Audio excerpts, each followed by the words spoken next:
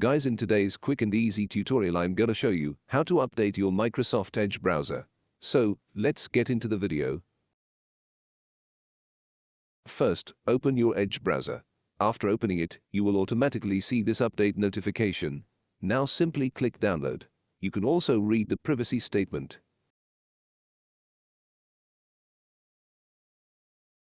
Click accept and download. Now your download procedure will start.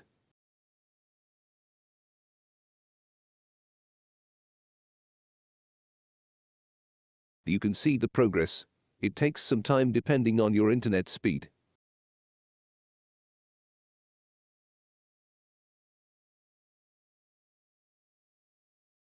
Click yes. Let's wait for a few minutes.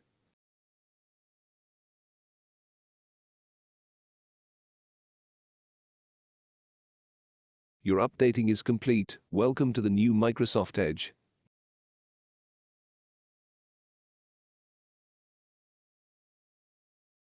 If you are helped by this tutorial and you learned something new today, then press the subscribe button with the bell notification on and like the video. Also, drop your feedback in the comments section. Tech is awesome. Tech Bummy out.